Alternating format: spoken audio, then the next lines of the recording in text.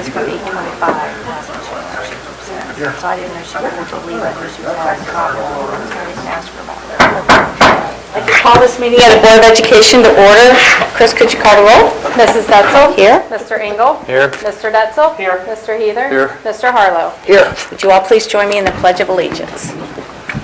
I pledge allegiance to the flag of the United States of America and to the republic for which it stands, one nation, under God, indivisible, with liberty and justice for all.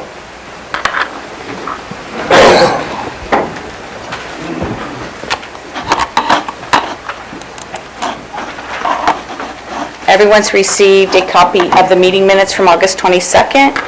Do I have a motion to accept those minutes? So moved. Second. It's been moved and seconded. Are there any questions, additions? Okay, Chris?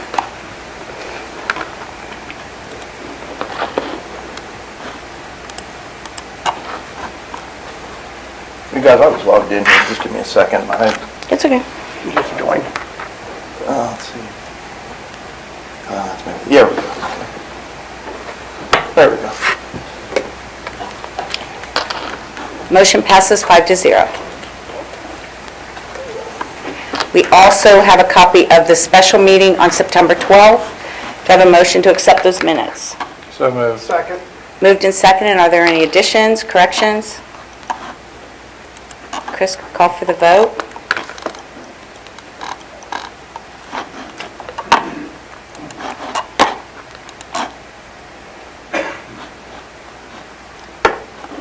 Motion passes 5-0. Okay, we'll go to Michael with a legislative update.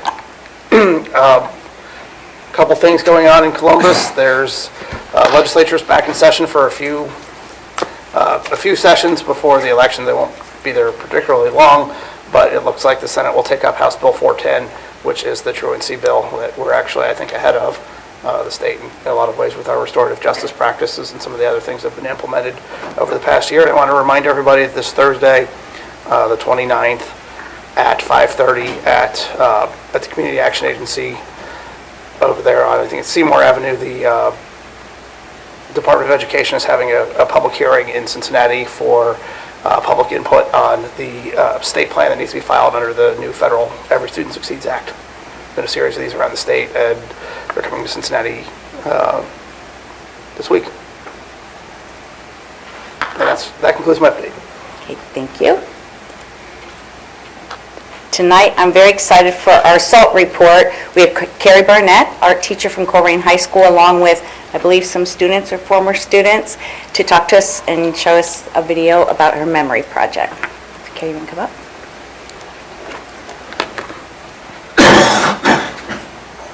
Hi, I'm Carrie Barnett. I just wanted to give you a brief overview of this project, and then I'm going to let the video play, and if anyone has any questions, Will Plackey and Cabrilla Clark are here, former students that participate in the project, and they'd be happy to answer any questions you might have. The Memory Project is a charitable nonprofit organization that invites art teachers and their students to create portraits for youth around the world. These youth have suffered from substantial challenges, neglect, abuse, loss of parents, violence, and extreme poverty. So the goal is to help the children feel valued and important, to know that many people are thinking about them and care about them and about their well-being, and to act as a meaningful part of their personal history, so they have something to keep with them forever. As far as the art students, it's an opportunity for them to share not only their talents, but also to creatively engage them in more of a global awareness of what's going on around us. So the organization receives photos of children and teens from a number of different countries, residential homes, schools, orphanages that send these photos. They actually go and take the photos, and then those photos are sent out to the schools that are participating. There's a small fee for us to participate for each student portrait that we submit back, and then those children, our students, create the artwork and they send it back to the students, the children in the orphanages. So since 2004, this project has been going on. They have been able to send over 90,000 portraits to students around the world, and Colerain High School, my students have been participating in probably the last 3 or 4 years, I think now. So looking forward to having the opportunity again in the future. But I will let this video play. It's a little glimpse of how the portraits are received by the children.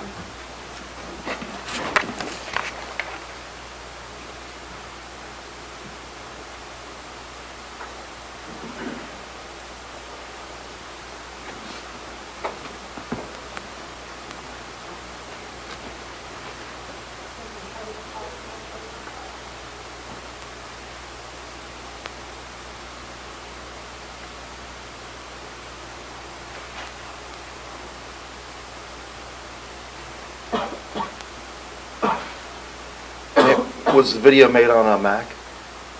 I was able to play it on it. Okay.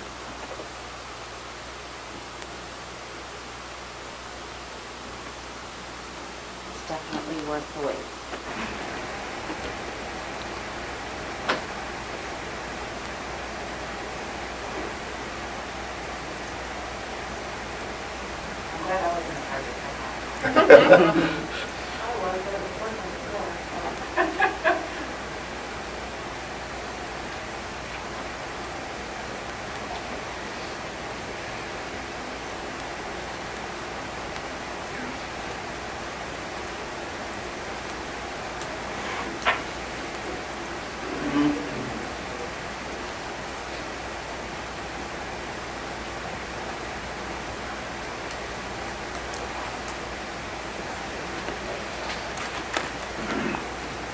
Thank you.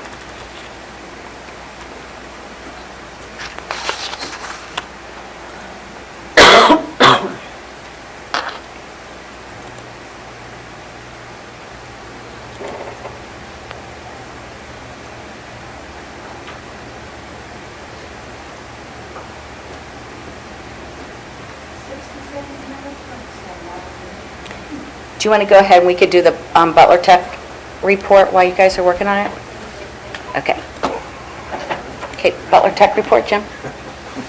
Yeah, just wanted to make sure that everybody RSVP'd for the all boards meeting October 11th. Everybody that's going. And then it starts at 5:30 and then dinner starts at 6. And then we should be out of there by 8 o'clock. And if anybody wants a tour or whatever, they'll have a couple of kids there to set up a tour at DRL. It's in the auditorium. Other than that, the only other thing is at Butler Tech, they're looking into, we hired a company to come in and look and maybe do a rebranding for the logo and what Butler Tech stands for. So we're kind of looking into that. So other than that, that's all I had for Butler Tech today.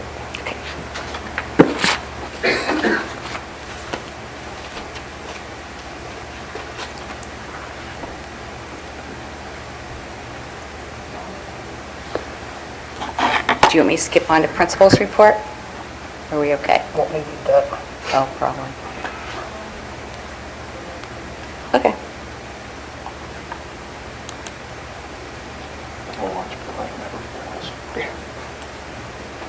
Gosh, everyone's so quiet. Yeah. You can. Well, we could talk about that Bengals game, but... Rather be quiet. Yeah, I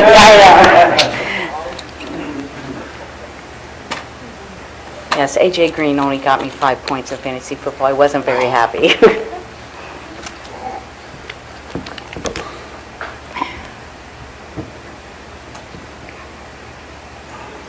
We should play the first string quarterback.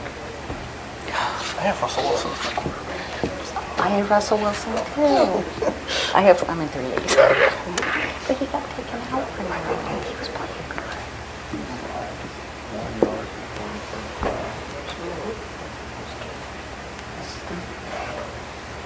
Then I had that Shane Green on my bench and he got 20-something, and now he's out for this. Ready? Okay, do we want to turn the lights out? I still think McCann's a better quarterback. Did you get that?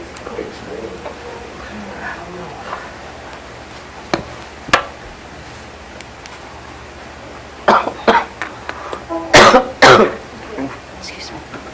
Oh, yeah.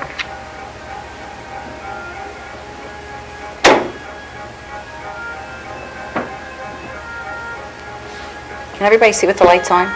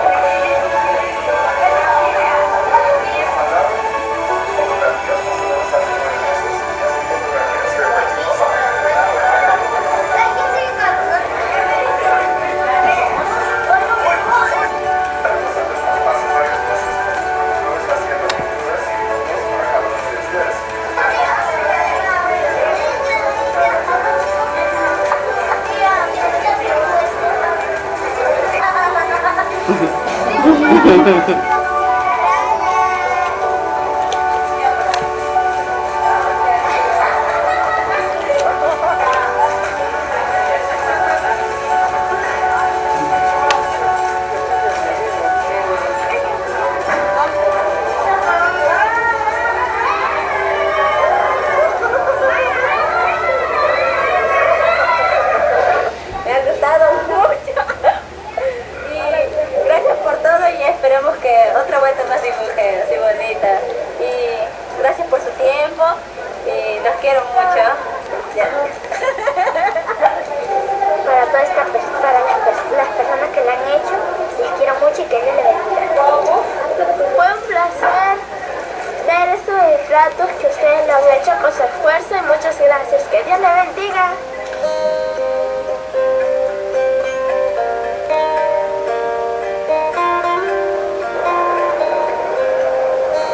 Bueno, ¿se acuerdan? Siempre cuando se tomó la foto, los artistas han hecho pinturas de sus caras. Y acá las tengo. ¿Quieren verlos? Sí. ¿Cómo la conocen?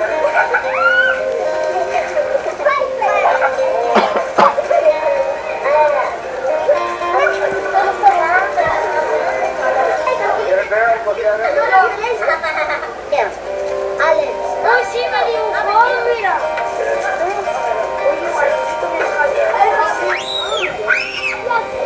¡Mira! ¡Ve! ¡Oh! ¡Es como lo del mito,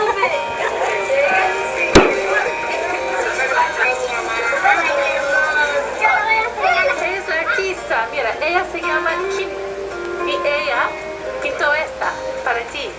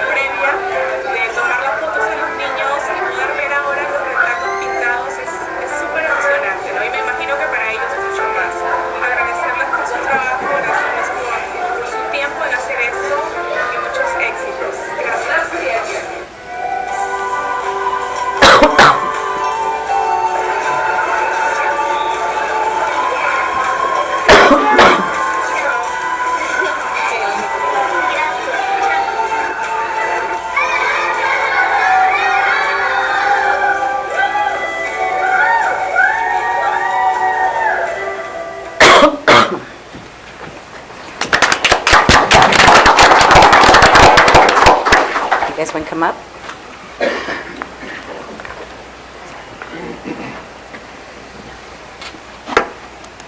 Any questions? So what do you think when you get to watch the video? That's actually really exciting. We didn't actually get to see our video when we first did the project. We were the first year that the Memory Project happened. For me, it's even really cool to see another group's project presented to them. As a Latin American Studies major in college, I understand like some of the economic, political, and like just tension in the area of Latin America. So I think I kind of understand what they're going through, probably more than the average person. But so it's really encouraging to see something positive going on across cultures and students and small children. My name is Will Plackey. I also did it. It was 2013 we graduated. We were the first year that did the project. Our orphanage was in Vietnam. That's where we got our portraits from. That's where we sent them back. And it was really interesting for me to do it because we'd spent the whole year working on our, developing our art skills, and it was nice to be able to put them to use on a global level, kind of being aware of something going on that we can really be a part of. It's a subject that often doesn't get necessarily used on a social level, and it's nice to be able to incorporate it in our lives, which is nice. I would think just to know that each of you have a piece of artwork completely on the other side of the world, and what a difference you've made to that individual that's Definitely. probably in their room or... Yep. All of my art is currently hoarded in the closet except that one, which is hopefully sitting in on some kid's nightstand somewhere. I think it was a nice touch too on the piece where it showed that, I guess you put a picture of yourself and a little bit of bio about each of the artists. Yeah, when we send it back, they send us an 8x10 photo of the child, and then we send back a 4x6 photo, so they get the first name of their artist, and they get a photo, so they get to see who it was that made them their artist. Little added personal connection. I hope you continue this. When I saw the video, I just thought that was just one of the coolest projects I've seen. I'm looking forward to doing this. That's fun. Anybody have any questions? How big is this? Like, how many schools are taking part in this? Is this? It's voluntary. Oh. So teachers touch base. I think that I first heard about it at a state art education conference. And as soon as I heard about it, I knew I wanted to do it. And when I contacted them, I get emails throughout the year. I've already started getting emails. These are portraits we have that we need by this date. These are portraits we have that we need by this date. So I touch base with them, generally speaking, after we did that first year. It works really well to do it towards the end of the school year because they're putting together AP portfolios that are due that first week in May.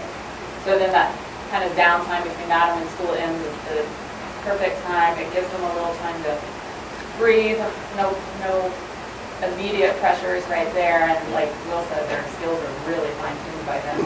So they're creating some amazing works of art and very talented students at Lorraine. And so I will be letting him know that we will be participating again. Let us know what orphanages need artwork at the beginning of June. How many of our students actually participated in it? Over the years, it's been whoever I have in my AP Art 4 class. So I don't even remember how many we had in that group. The whole class was about 30 the first year, I think, or a little. I don't know that there were that many. A little less. 15, 16, something like that. I have 16 enrolled in the AP Art 4 program this year, so we'll have all 16 kids. And each student does one portrait, or do they do multiple? It takes a while, and there's a fee to it. Now, how long does it take? No, I feel like I was personally working on it a little longer than that. He's the master. He was our golden student. So maybe a week for him, but me, I think I remember a couple weeks. Yeah, by the time they practice a little bit before they actually start on the final. So there's rough drafts? Yeah, if you need one. Everyone but him needed one. And they have the opportunity to also do something in the background of the portrait. And so a lot of kids have been encouraged to, I know that you included some kind of scenery of... First thing I did was look up native plants. I did some native Vietnamese. Sounds like something a Golden student. Yes. But a lot of the students try to personalize a little bit about like where they're from, and we've done portraits from Haiti and Vietnam and Peru. I can't remember the other country that we've done, but literally all over the world.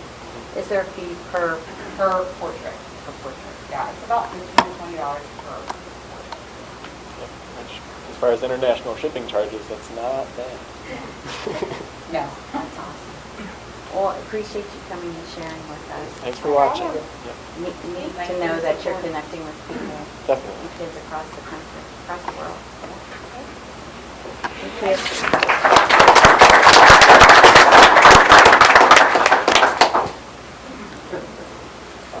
At this time, we'll move right into our principal's report. Trey Richmond is here from Taylor Elementary.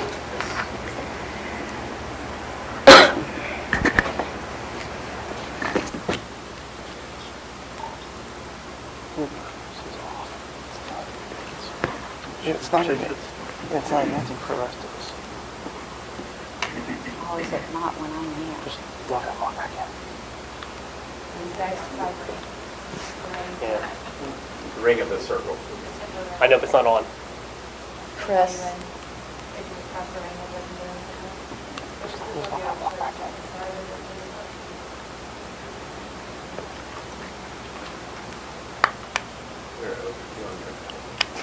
Oh, we're doing good tonight. We'll get it. There we go. We're on. All right. It's hard to follow that. That was pretty cool. That was awesome.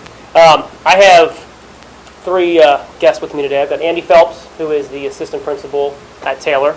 I have Andrea Bielterman, who is one of our reading specialists at Taylor, and Heather Tiemann is the other reading specialist at Taylor.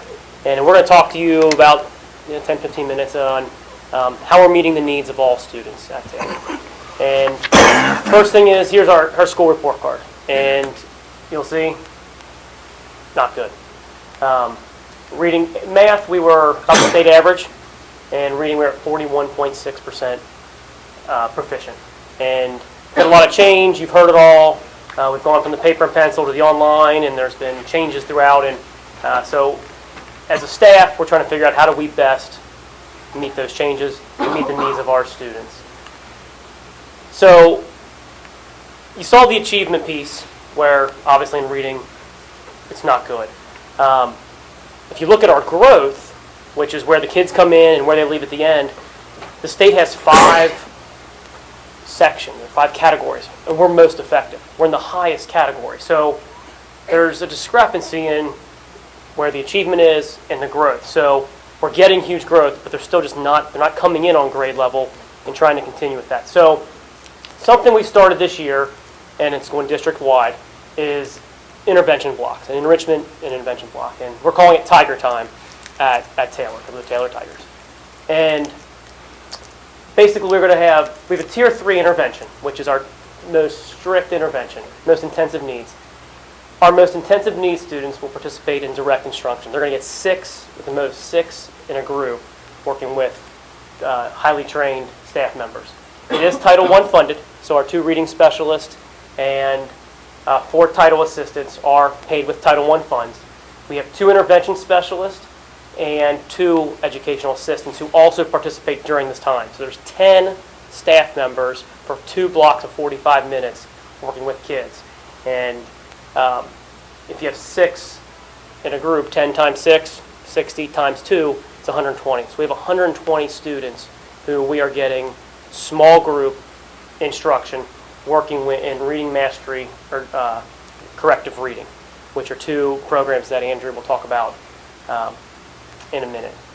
All the other students, so as those students are pulled out, all the other students then are divided into level groups between the teachers that are left in the grade level, and we're splitting them up based on MAP scores or the Ames Web scores once those are all complete.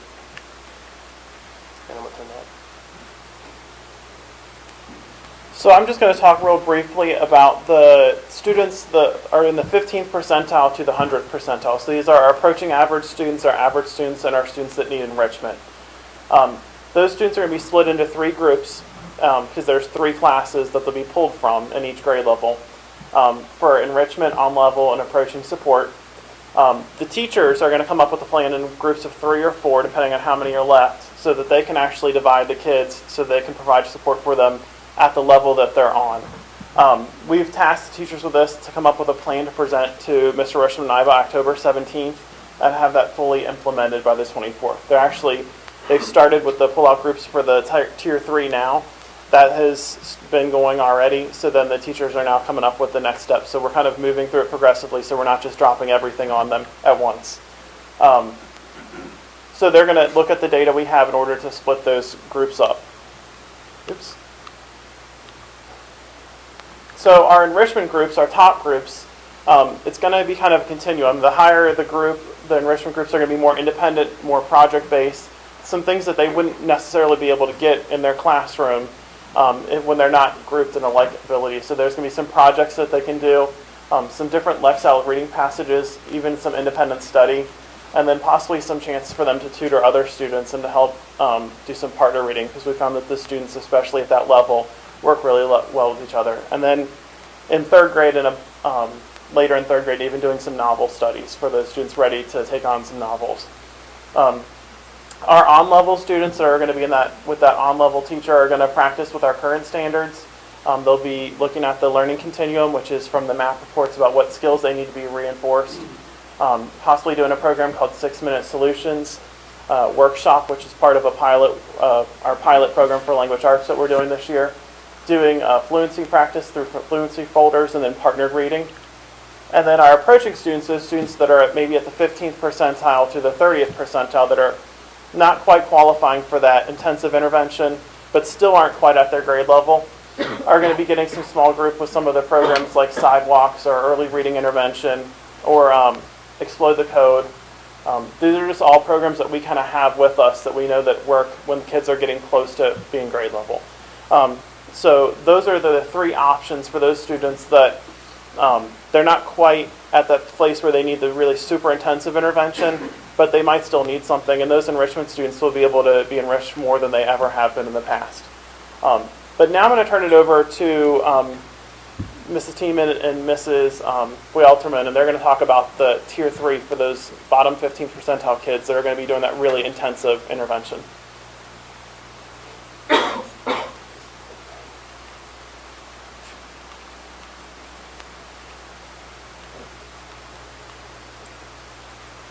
First off, I wanted to say that I'm thrilled that Northwest has decided to adopt direct instruction as a Tier 3 support. I've used direct instruction the past 7 years in a previous district, so I've seen firsthand its results, and it's really amazing.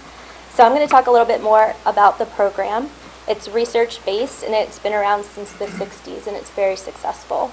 It's designed to teach every student how to read. All instruction is direct and unambiguous. Every reading skill and strategy in the program is carefully taught in isolation and then applied and reviewed. Students receive daily practice in decoding and in applying comprehension strategies. Teacher assessment of student performance is continuous, and errors are always corrected immediately. So a little bit on each program. So there are 2 programs, Reading Mastery and Corrective Reading. Reading Mastery is for students in 1st and 2nd grade who are at least 1 level behind in reading. And there are 2 levels within Reading Mastery. The RMK level, or the Level K program, focuses on learning to read. It teaches all the prerequisite skills that children need to read and have somehow missed along the way. So when students are learning to read, there are 3 essential components that should be taught, including phonemic awareness, sound symbol correlation, and lastly, blending of the sounds to form meaningful words. This program does it all in a systematic and cumulative manner. By lesson 91 of the K program, students are reading out of books, and as they test out of the K level, they move into RM1, where they continue to build on their skills and read more complex stories. Students here learn to attend to key story details as well as oral and written directions. Corrective Reading is another direct instruction program which will be used for our 3rd graders who are also 1 or more grade levels behind in reading. There are actually 3 levels that students can place into in Corrective Reading. The A level is a decoding program that teaches sound spelling relationships and systematically shows students how to sound out words. Students who place in this level are currently reading on a first grade level, but by the end of the 65 intensive lessons, they will be reading on a second grade level with a 98% accuracy. The B1 level of decoding program refines word attack skills and applies sound spelling patterns with difficult words.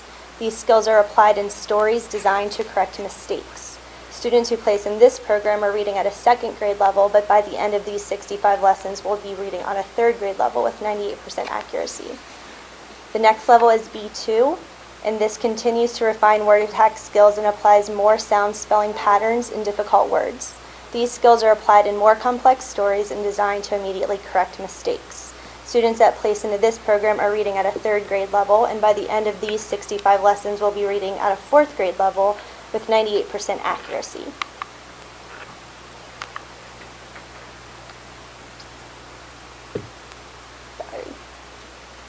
So this is an example of the board that we're using at Taylor, so you can kind of see the two blocks that Mr. Richmond was talking about. There's the top block of 10 groups of students, and then our bottom block of 10 more groups of students, all first, second, and third graders.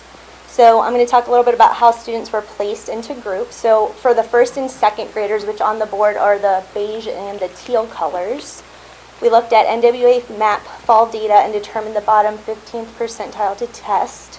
These students were given a placement test for reading mastery. So in the placement test, they start with word list, and then they move on to fluency passages. The student is tested until their level and lesson are determined. They could place into one of the two, Reading Mastery K or Reading Mastery 1 level, and they could place anywhere between lesson 1 and 160 at 5 lesson intervals. And we have 14 Reading Mastery groups at Taylor. The next group I'm going to talk about are our third graders, which are the orange tags on the board. In the third graders, we did the same. We looked at NWA MAP data and determined the bottom 20th percentile to test. These students were given a placement test for corrective reading and were placed into one of the 3 levels that I just talked about. This test is 4 fluency passages, and the students are timed while they read, and their placement is determined on their words per minute and their accuracy level. So they can be placed into A, which will then, they'll do 65 lessons of A and move into B1 by the end of the year. If they placed into B1, then they start at B1 and they will do B1 and B2 by the end of the year. There are 6 corrective reading groups at Taylor. So my next thing I want to talk about, and the last thing, is how data will be monitored and to ensure that we have fluid groups. So data drives the direct instruction program. The program has consistent built-in monitoring of student achievement and works on the premise of teaching to mastery. As this is a mastery program rather than just an exposure program, when 1/3 of the group is not at mastery, the entire group is retaught and reassessed before moving on. All DI teachers were trained on how to keep record of their group's data in a binder. So every Friday, Heather and I will review the data binders and check for students who are struggling or who need to move up in lessons. We will also monitor groups who are able to start using a fast track cycle throughout the lessons to get them through the program quicker. Any student who is falling behind or is excelling based on assessment will then be reassessed, and the student can move into a group based on his or her level. Therefore, groups are fluid and can change several times over the course of the school year to better meet the needs of each individual child. And I'm going to hand this off to Heather.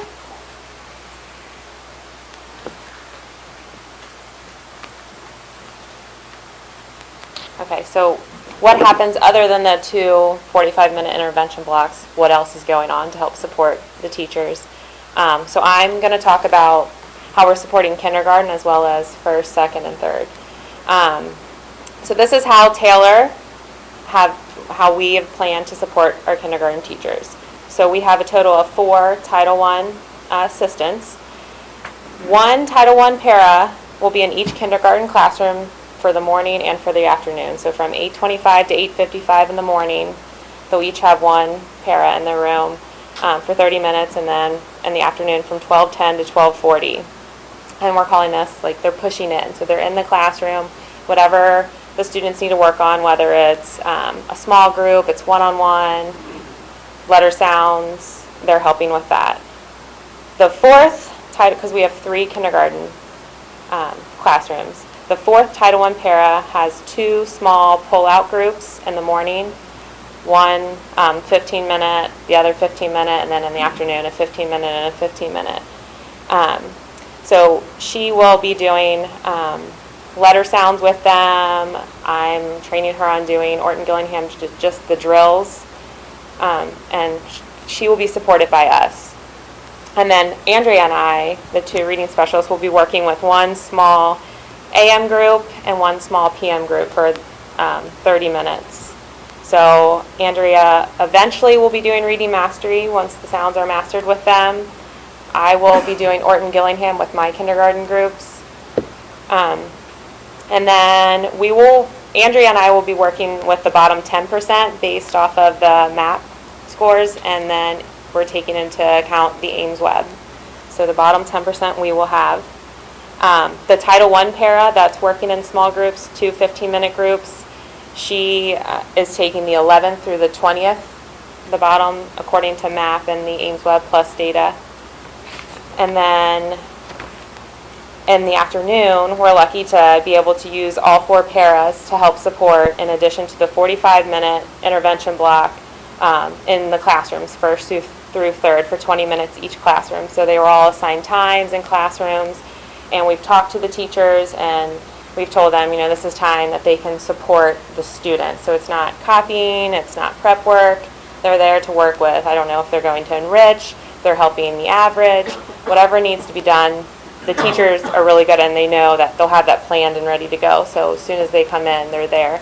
Whether or not that's progress monitoring some days too, that's what we will do. And then I'm a huge advocate of Orton Gillingham. I've been doing that this will be my 6th year. I've done it whole group and small group. So I just want to briefly explain Orton Gillingham. It's explicit, it's systematic, intensive, and it's cumulative. So once you teach something, you don't just drop it by the wayside. You're doing it every lesson. It's also research-based. It's a multisensory approach to directly teaching students how to read. What it does, it combines reading, writing, and spelling. It integrates all of them together. It directly teaches the phoneme graphing, so the sound and the letter correspondences, and it's in a carefully sequenced progression. It uses the motor patterns of handwriting instruction to also support letter recognition. It also integrates kinesthetic, auditory, and visual. It teaches automatic connections from graphemes to phonemes. So again, graphemes, the letters, phonemes, the sounds, and that's through visual drills. So we do drills each day. It also teaches automatic connections from phonemes to English spelling patterns through our auditory drills. So if I say a sound, can you write it? It trains phonological processes of segmenting and blending through what I call finger spelling. It's segmenting, and it's the blending drills. And it gives the student immediate corrective feedback and practice in applying these skills and spelling practice and contextual reading. That's it. All right, I want to say, obviously having Andrea and Heather at Taylor is a huge benefit to us, so I know Mr. Phelps and I are very excited to share with us. Sorry. It's the last slide. Okay, with all that then, our goals are to make sure all students are engaged and challenged on their level, and that's the biggest thing here is we have, I think Andy, one of 19? They have one of 19 groups they can end up in, which is right on their level, and that's the biggest difficulty for Taylor. The students all over the board, and it's making sure that we're meeting their needs at their level. Teachers are working collaboratively to help students close the achievement gap. We're getting the achievement, but we got to close that bottom portion towards the top. And then our main focus here then is to make sure all students leave Taylor and go to their next school having successfully made the transition of reading to learn and not learning to read. And so with all these things in place, that's where. What opportunities do you have to work with the parents so that they know how to support the kids once they get home? We do evening events. We have like the Math Bash, which is it's actually coming up October 29th. We have an ice cream social where we do with the language arts focus. So, and actually we've changed gears in that one last couple years where it used to be we'd have like a Madcap Puppets or some type of event where we get a lot of people coming in, but we then changed it to where we're actually giving them games or things to take home and play with the children. And for me, a big focus has always been, well, they come into kindergarten not knowing a lot of letters or any letters, and how do we reach the 2 and 3-year-olds at home? Because not many of our students go to preschool. So the big focus is how do we, if we can get the games, get them coming in as first, second graders, usually have some siblings, if we can get the games home, try to reach them before they get to us, that's just a huge advantage. But a lot of the time when they come in from kindergarten, they don't have any letter sounds, they can't write their names. So we start there and work. But that is a big focus, trying to get at home. Anybody else have any questions? Thank you very much. Thanks. Thanks, Trey.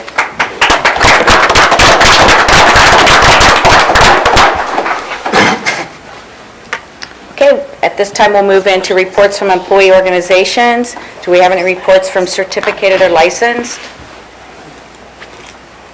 Classified employees? Report from any school-related organizations? With that, we'll move into community comments, and I do have 3. The first is Bonnie Runyon. If you'd like to come up, talking about the bridge on Laura Linda. If you just come up to the microphone.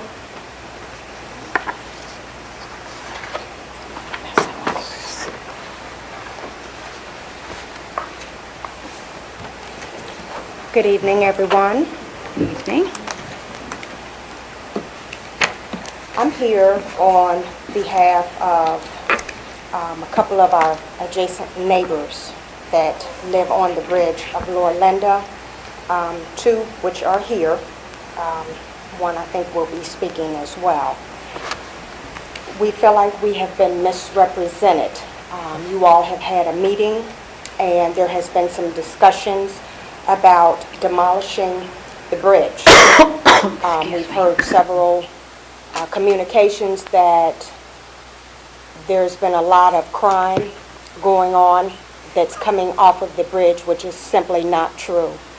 I've done some research and some study with the Colerain Police Department, went on their mapping website, and there are no statistics that reveal such crime reportings. I've even spoken with a police officer there this past Friday. At this time, I was sent an email by Christopher McKee, and he was going to make a recommendation that this bridge be demolished, which would cost $25,000. The concern that I have is that this bridge that I live directly next to, that I've lived as a resident there, my husband and I, for over 16 years, we have yet to see crime. And for an investment of $25,000 to demolish a bridge that children walk past each and every day to go to either Colerain High School or other schools that they may attend, to use that as access. That is a safety access for them. That bridge has also been used for my husband from the paramedic or the police department, that they came over to save his life when he had a heart attack a few years back. I had given the police department instructions on how to get down to us through Compton Road, and they ended up coming across that bridge. And sometimes a matter of seconds can save a life, in which this case it did for my husband. There's also an incident that there was a gentleman laying on that bridge, on that sidewalk, that needed paramedic attention. I called 911, gave them instructions again how to get down into the cul-de-sac. They came across the bridge. So that bridge is definitely needed. My questions, I have a couple of questions in the email that was sent to me. Mr. McKee is stating that the district would be obligated to continue maintenance and liability for that bridge, to keep the bridge. And I'm trying, as a resident we're trying to understand, and if you can explain to us what maintenance has been done on that bridge. Because like I stated before, we've lived there for over 15 years, and we have yet to see anyone from the district or anyone come and maintain that bridge. Whatever has been done on that bridge, we as neighbors have done it. I have a neighbor that has hired someone to come and cut bushes back and so forth. I called several times in the past years for the district to come and trim bushes and weeds and whatnot. No one has ever came. I've requested a pole light to be put on, and they never responded to that. The pole light, we just recently, my husband and I, have had installed, cost less than $100, and to spend $25,000 to tear a bridge down when we couldn't get them to invest in $100 to come and put a pole light up, to put some lighting across that bridge. I don't understand that.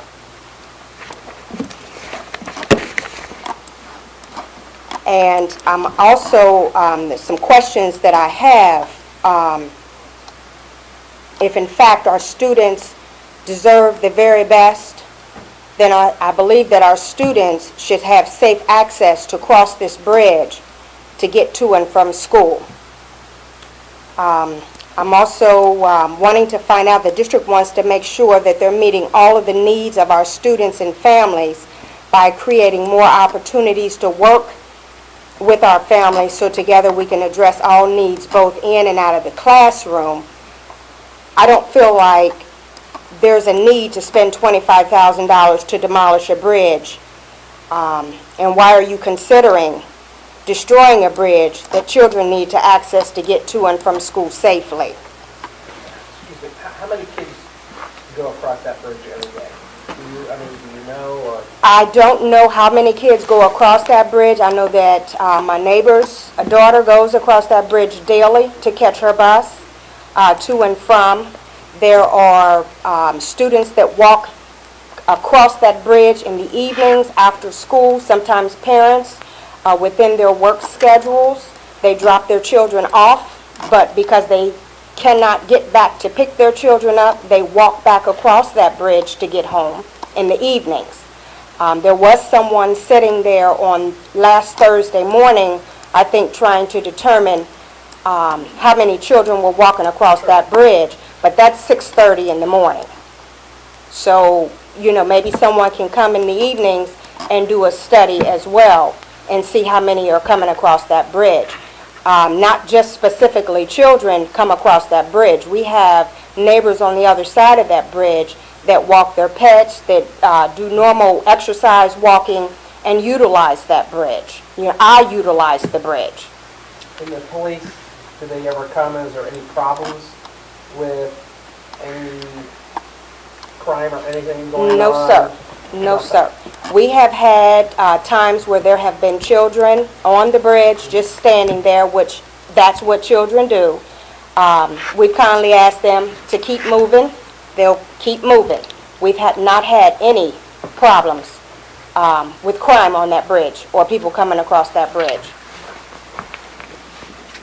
Do we want to make any comments? We can make comments now, or we can wait till Chris goes over his recommendation, because we've investigated everything that she stated. So it's up to you. If you want us to address it now, we can. Well, we have another person that wants to speak on this as well, too, so maybe we should wait on comments until, I'm going to go ahead, Mr. Acton, if you don't mind, I'm going to go ahead and let Lynette Lowry come on up.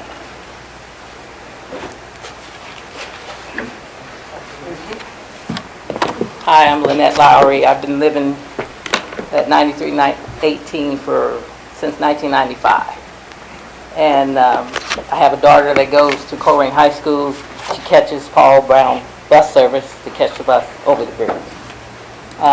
The things that have happened since I've been there, some kids have knocked over my mailbox walking from Houston when Houston was a school or whatever. Or I've had an egg thrown at my house. But other than that, there has been no real crime. I have a problem, like she said, I'm not in favor of tearing down the bridge. And also, it was told to me that if it was torn down, it was going to be charged back to the homeowners. Me, Bonnie, and a couple other people, and I don't understand how that can be charged back to just the 4 of us homeowners and not to Colerain Township. If you can explain that to me. Okay, can we address any of this, because I'm not Chris aware can of address that. all of it. Okay. Chris? Yeah, the property would actually be transferred back to you if you're gaining a quarter of that property. But have no responsibility for the demolition of the bridge. We would take the full cost there. And again, all of this popped up. It was going to eventually have to be addressed, but we had 4 families show up saying there was homeless people staying underneath. There was police issues. There was other things going on. Our goal is to sell Houston Elementary School. And when we sell it, we want no responsibility for any of that property or the bridge that is connected to it. The goal is to sell Houston Elementary to raise money to build a new K-8 Colerain L and Colerain Middle School. Chris did do an investigation with the police and fire. They said they can get there just as fast coming either direction. They do not need the bridge. And that's not us making it up. That's what they told us. So we're just going by what they told us. We have had someone sitting there from 6 to 7:30 in the morning. 3 kids total both mornings have gone across. 1 catches a bus. I'm assuming that's your daughter. The bus can come around from the other side and pick them up there, as can any of our buses who would provide transportation. They would easily go to the other side and not need the bridge for any such reason. So that's where all of this came about. I think Chris got 4 bids on it. What was your lowest bid to demolish the bridge? Lowest bid's about $7,500. I mean, there's other work that's involved. We got to get survey, we got to run title searches to make sure that we can transfer the property. So if you tear down the bridge, I mean, what are you doing? Are you going to leave the creek as it is? I mean, what? We have a lot of guidelines we have to follow. The first thing, after we demolish it, we have to meet the guidelines of the township and the county, most importantly, and leave it as it is. And then those 4 parcels are divided up to the landowner, so it makes your property more. Okay, well, Chris sent an email stating $25,000. By the time you add everything up, from demolition to the surveys, to the attorney fees, to the transfer of property, it could be as high as So you would rather spend $25,000 to demolish a bridge than to allow the safety of people to walk back and forth across that bridge? Because ultimately, children, and we all know how children are, to tear that bridge down, then they're coming through our properties. They're going to be that, there's water that runs down through there, and when it rains, that water is mighty rushing. And for one of those children to try to come across that bridge by putting rocks or putting a board or something down on there, because that's the way they always come, they're used to coming that way, they get caught up in that water, and no one's there to save them. Who goes to the families and tells the families that they're sorry for the loss of their children? Again, the recommendation has nothing to do with student safety. We are selling a piece of property. This is connected to the property. We will no longer own it. So we will no longer have maintenance for it. We will no longer have liability for it. It becomes a county issue. So you're putting the liability on us because you're turning the property back over to us? As far as we know, there is no liability that we've had to deal with for the past 60 years. But there will be liability to turn it over to us as property owners? Our recommendation will disagree with that. I would just like to remind you, the whole reason this got brought up is we had 4 or 5 families that were continually coming to the meeting and addressing, there were drug issues, there were homeless sleeping under the bridge, needles, and worried about all of that. And so we were trying to be proactive, knowing that in the future we're not going to own the property, so we wanted to do what was best, for the whole, for the community. And I certainly do understand that, but those are families that do not live on that bridge. Those are families that live a block away from that bridge. We are adjacent property owners, and we are there, and we see who comes and who goes across that bridge. So we are here to beg the difference from that. Okay. They live nowhere close to that bridge. And I don't know how much Chris explained to you, but again, it's in his recommendation. Once we sell Houston, that bridge goes back to the county, who then divides it up amongst the 4 homeowners, who are then responsible for that bridge. if we sold Houston, then We only have that bridge because we bought Houston, and that piece of land that the bridge is on is nowhere near Houston Elementary, as you know. right. So they gave that to the school just as a polite gesture, because at that time, Houston was a thriving school and kids were walking back and forth. We don't need it anymore for any reason. Well, to my understanding, the paperwork that Ryland Homes, they turned that bridge over to the Northwest Local School District. Right, and once we vacate the property, it goes back. And then in the email that I received is stating that Houston Elementary is now a new district of its own. So how did that property get turned into Houston? Houston's not a... Houston's not a new Houston is district. part of the Northwest Local School District. It's part of our district. That's where we have our preschool.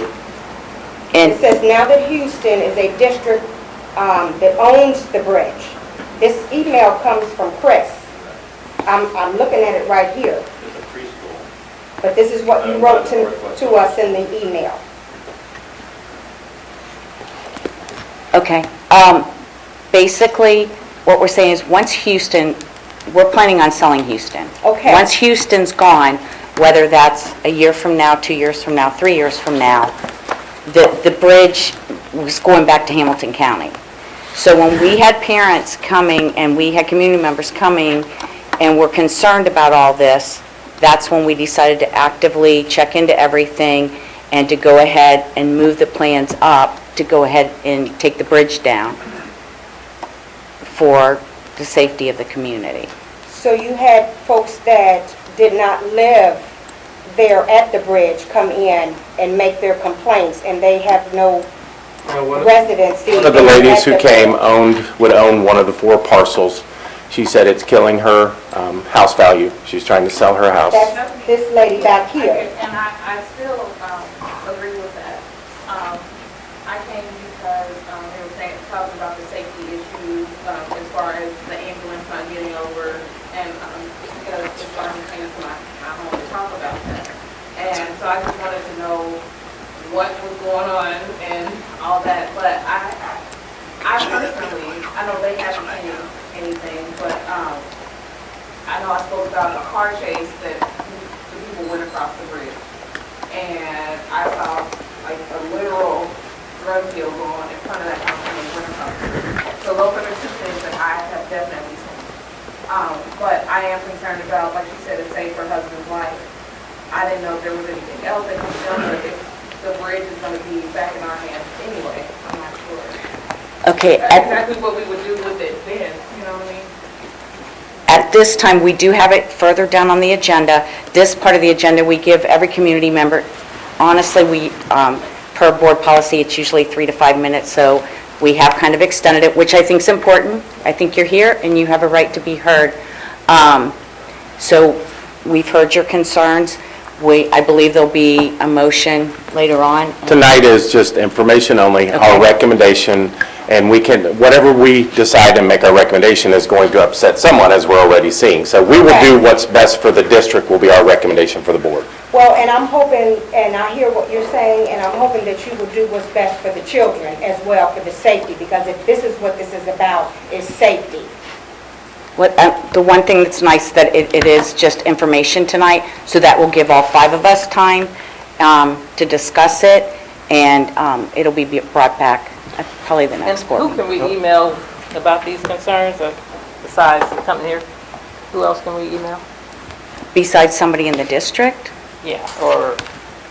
Well, I'm going to try, is willing to take engineers, take responsibility for the bridge, or try to work something out with the county? larger complaint. Well, we already have taken responsibility for the bridge. We maintain the bridge. Again, my husband and I put a pole light up that covers the lighting area of that bridge. And if maybe the district, instead of spending the $25,000 to tear it down, could put a solar light that comes from the sun and lights up the rest of that bridge, which is just a small portion of it, so that the bridge is lit up.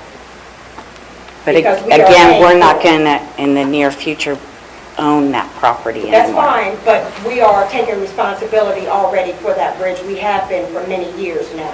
Right, but what we're saying was when we walk away and it goes back to the county, if we leave the bridge up, it will belong to the 4 landowners. Right. And then we don't have to tear it down. I don't see no need to tear it down, to be honest with you.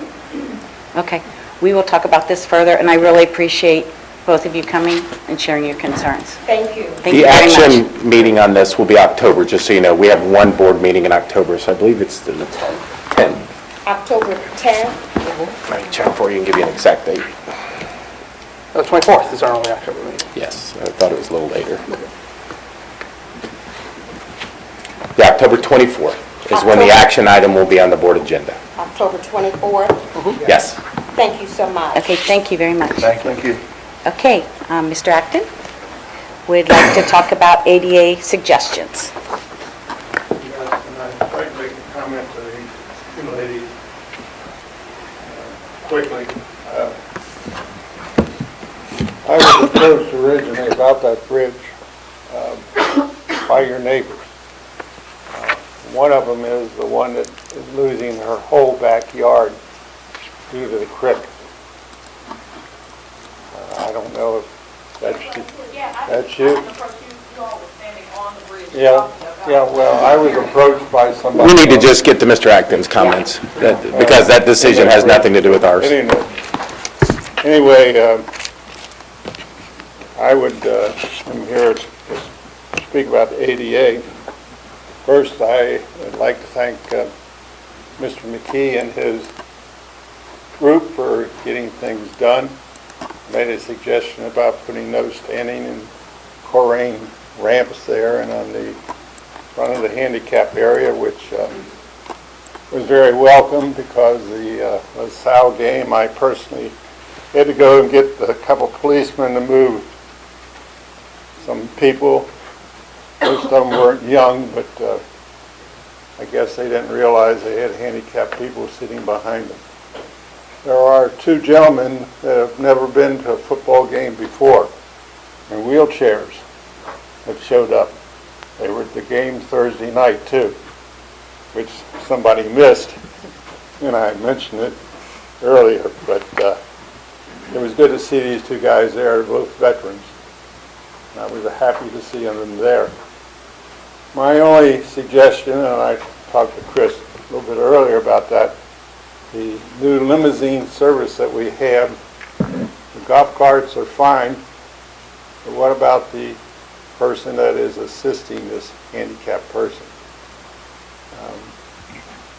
You put the person in the car, you got the wraps for the golf clubs, you put the walker in there, or the walker, whatever it is. So long, Pop, see you at the car. I have no idea where these people park their cars at. Chris and I spoke a minute before about the handicap parking.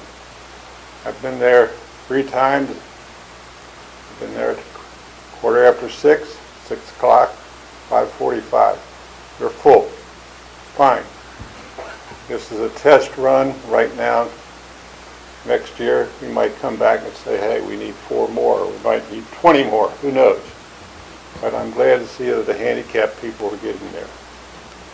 My other recommendation to Chris is that there be more handicap stickers put somewhere so people realize that's what they're for. At the Sycamore game, there was some other family members sitting there that were not handicapped in it anyway. But I appreciate, them being at the game and all that too. The new limousine service, the coach is doing a great job chauffeuring us around. I get tired, and he is too, but we play verbal horns. The kids are out there on that track, and they're not going to move for $1 million. There's no headlights on these units either. So I told the coach I'm going to recommend that battery-powered red lights, flashing red lights, to put on each corner. So maybe this will draw some attention. Or maybe get one of those there handheld horns out there. Yell, get out of the way. but it's working quite well. I have not been able to park in the handicap parking. I've been parking up on top of the hill. They've been nice enough to come up and get me. I'm not totally handicapped, but I cannot get up and down those steps. And that's the reason why I've asked him to come get me. One other question or suggestion that I'd like to make, and I think the board can do something about this, Chris can look into it too. At Colerain High School, we have reserved seating. Poor two gentlemen that were there at the Sycamore and the LaSalle game had their hands full. People were coming through, going by the reserved seating area, walking down the steps, then going to the other end of the stadium. I'd like to suggest reserved signs printed, put on that fence area there, so that people realize they can't get into that area. I haven't been to Northwest. I stopped up there today. I think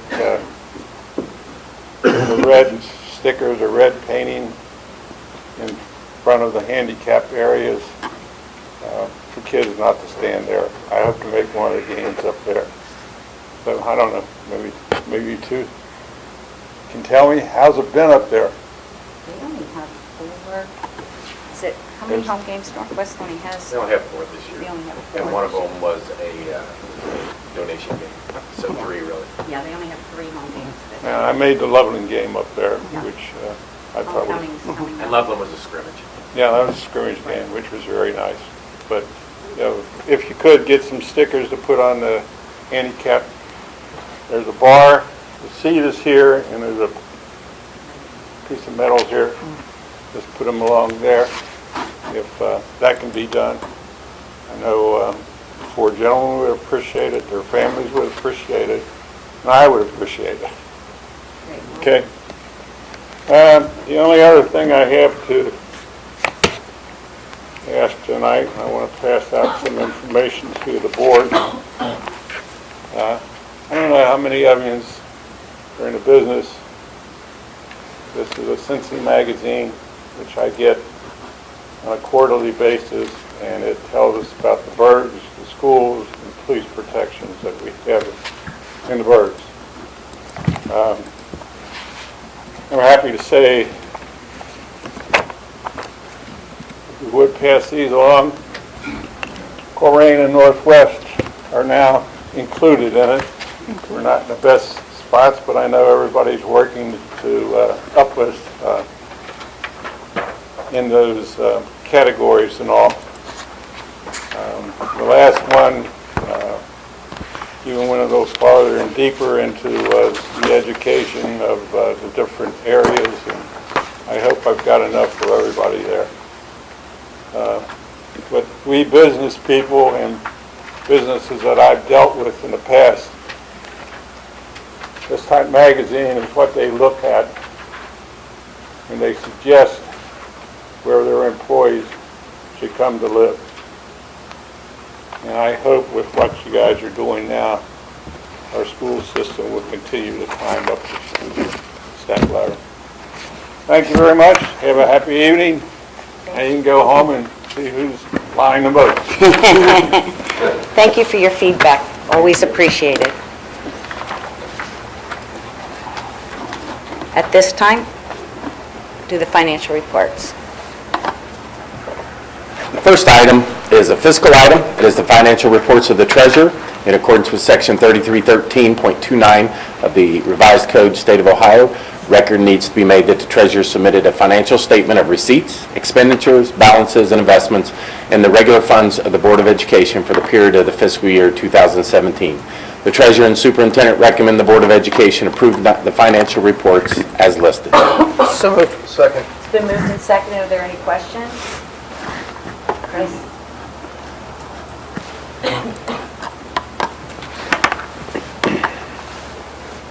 Motion passes 5-0. The next item is a certificated licensed personnel item. It is certificated licensed personnel retirements and resignations. Superintendent recommends the Board of Education approve the certificated licensed personnel retirements and resignation as listed. So moved. Second. Moved and seconded. Any questions or comments? Chris? Motion passes 5-0. The next item is a classified personnel item. It is classified retirements and resignations. Superintendent recommends the Board of Education approve the classified retirements and resignations as listed. So moved. Second. Moved and seconded on the classified retirements and resignations. Any questions? Chris? Motion passes 5-0. The next item is a fiscal item. It's then and now certificates over $3,000. Ohio Revised Code, Section 5705.41 states in part that no subdivision shall make any contract or give any order involving the expenditure of money unless there is attached thereto a certificate by the treasurer. Then and now certificates by the treasurer issued over $3,000 must be authorized by the Board of Education. The superintendent and treasurer recommend the Board of Education authorize the payments over $3,000 requiring a then and now certificate as listed. So moved. Second. Moved and seconded on the then and now certificates. Are there any questions or comments? Chris?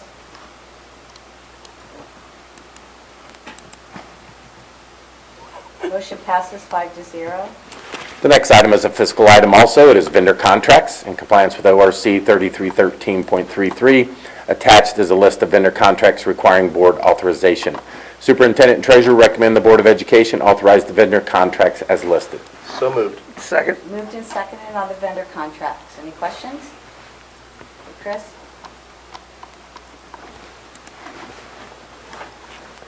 Motion passes 5-0.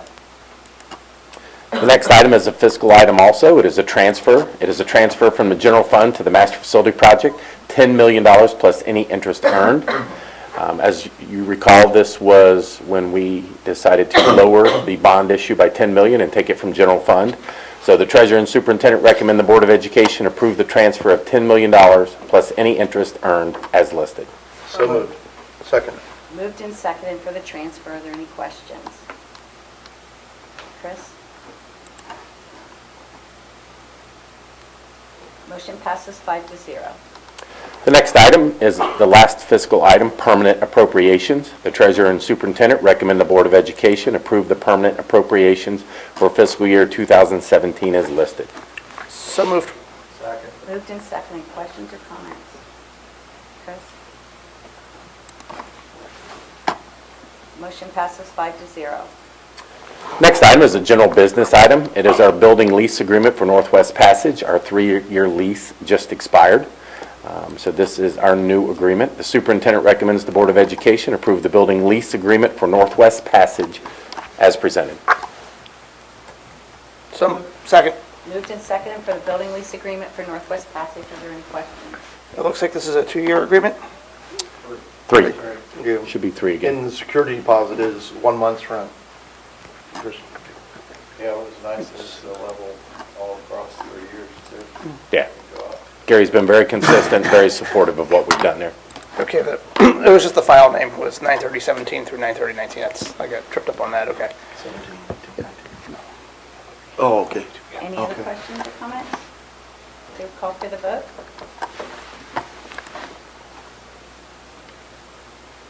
Motion passes 5-0.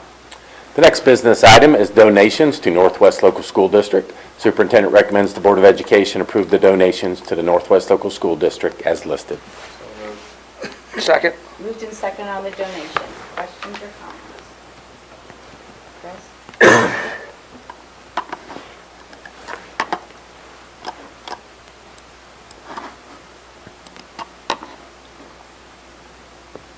Motion passes 5-0. And the last business item, we have a master facility project, a resolution for approval of program of requirements and schematic design phase submission for the new elementary schools. At this time, we'll have a presentation.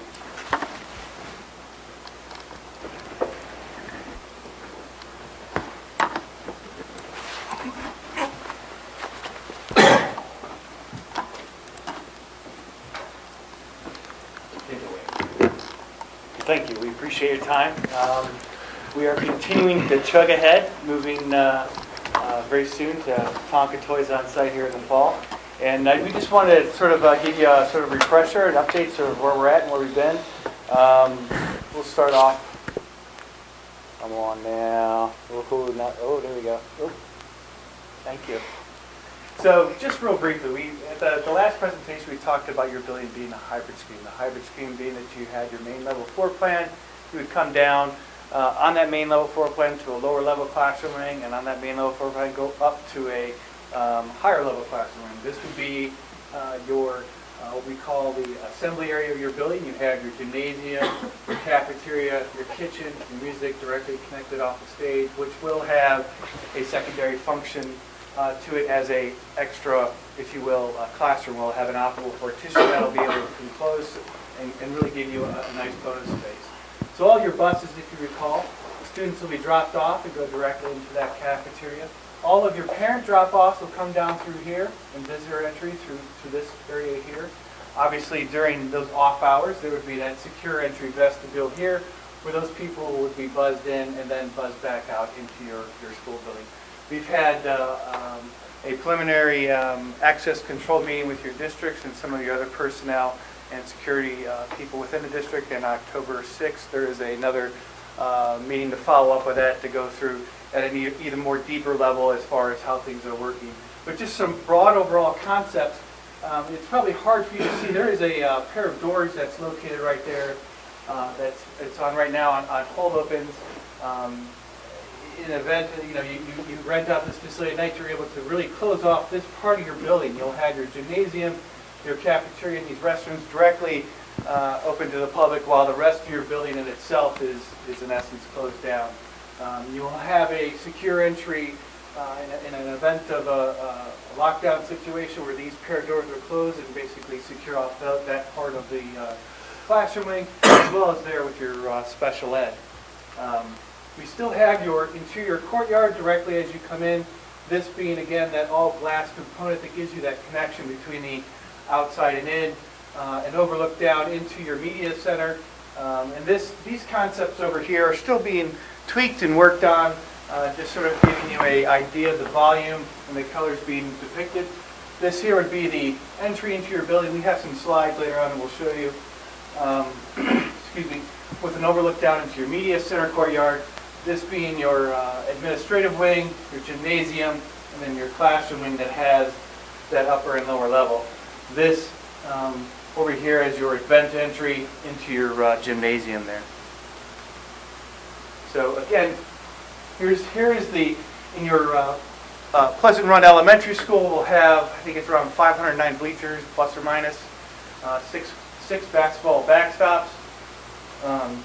You'll have these side courts there, your main gymnasium, a gym divider curtain down the middle, down through there, as well as scoreboards. This is, as I come in, as I walk along this area right down through there, I'm overlooking, oops, I'm sorry. I'm on now. Overlooking down into that media center courtyard. So you'll have a real nice sort of soft area down there with the landscaping, a secure place for those kids to go outside and read. This is in the interior courtyard of your building. So this is that centerpiece.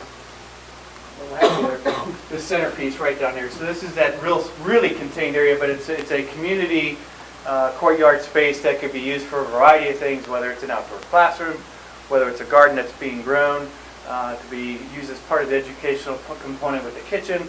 It'll have rainwater catchment and solar PV panels in it as an educational tool, hoping then to connect it to maybe the weather station so we can begin to possibly tie it into the math curriculum as well. This is just sort of taking you around in that courtyard. So here is that administrative wing. This is one of your collaboration spaces that has a direct view into that space. And as you can see, it's very transparent. Over here, overlooking down into that media center, and then over there to that entry. Oops. As it begins to circle around, this being that art room, and a view then into the that space itself with its art pieces. Oh, it's getting happy on me.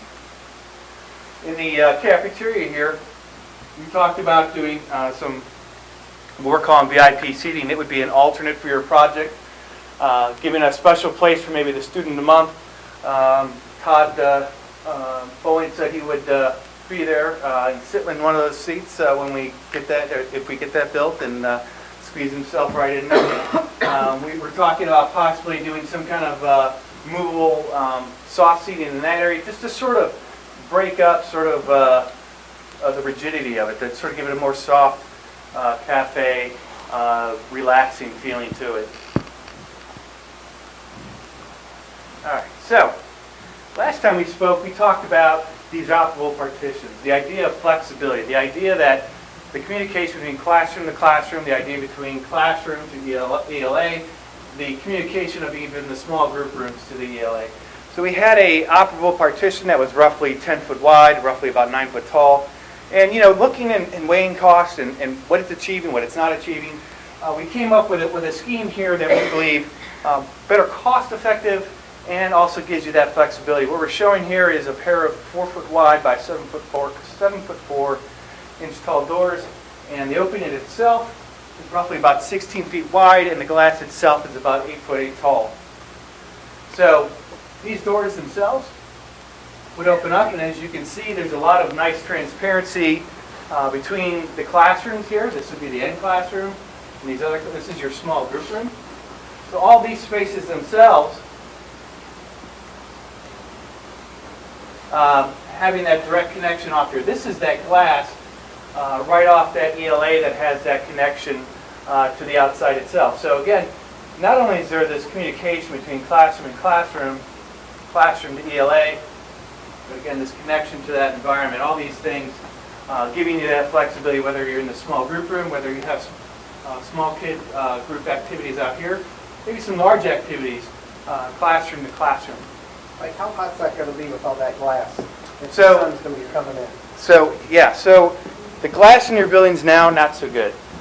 Today's glass, very high performance glass. It has a high solar reflectance while also allowing in a lot of amount of daylight into the space. So we've used it, many times. We've used it with Skanska Mega many times, and it's proven itself time and time again. It's amazing how much technology has gone into, if you go in my house, in the summer it's very warm, it's west facing, it's, not very good glass.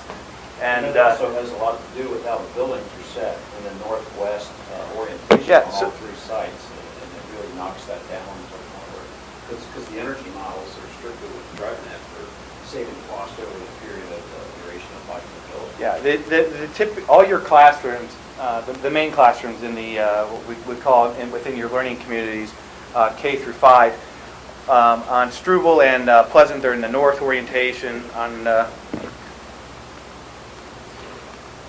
So this would be the north face on those sites, and this would be the south face. So all those things, you really want to limit the amount of east and west exposure we found when we're going through these energy models.